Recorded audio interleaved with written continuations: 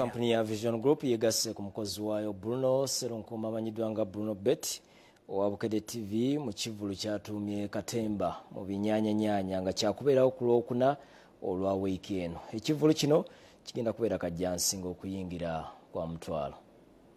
Mwoka wefuba okwebaza abawagizi n'ababulizi ba Bukedde TV olw'omukwano mukozi munnaffe Bruno Serunkuma amanyiddwa nga Bruno Bet ategese ekivulu nga yebaza abawagizi olw'okumulaga omukwano kyatumye Bruno Bet Experience Katemba mu binyaanyanya.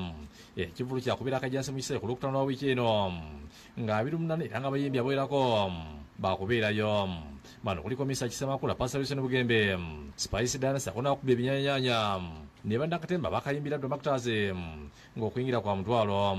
Bategekedde bingi nebye mutalowoozaako nebye mutannalaba nebye mutamanyi byonna ngenda kweba watwana. Bruno Bet yagambye nti buli kintu kirina kyamulembe ddala era akoze bannayuganda okugenda okumwagira mu kivulu kye. Ono wakuwulira gye nvuddewe n'asimba abavugirizi n'abakozi banne Bukedde family. You know that Bate yabakayimbira n'ekinyaanyanya live mu nnyimba ezo so naye mugisuubire.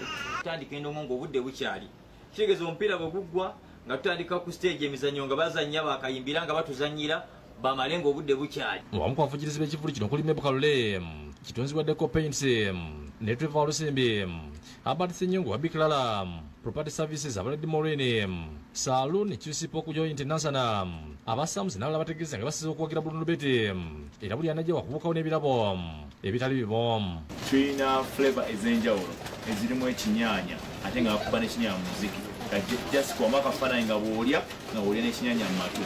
Bruno Bet yate weetuli nnyo kubanga omwaka oguwedde mwatulaba e Kasangati abaana akeera 50 buli omu ajja kufuna omuti wabwereere. Wenna alina ekizimbe ekituuse okusiiga ekyetaaga okusiigibwa jangu mu Bruno Bet Experience. Banne tubakoola mwenna mwangu bwe muje abavubuka abakadde abakulu mwenna. Maneja wa Bukedde Family Lydia Mbuti Sabateyo Kabanda ne Sameni Masiro ku mundu w'ekibuga bagambye nti kibayamba okudda mu bantu ne boogera ne ku nteekateeka y'ekibuutikira ekya Bukedde Family ng'eweza emyaka 15. Niffe nga Bukedde Bruno Bet waffe mwana waffe tetusobola kumuvaamu. Ate nga Bruno Serunkuma oyo gwe mulaba afaayo nnyo bwetegeka embuutikizi musajja watu wuuyo.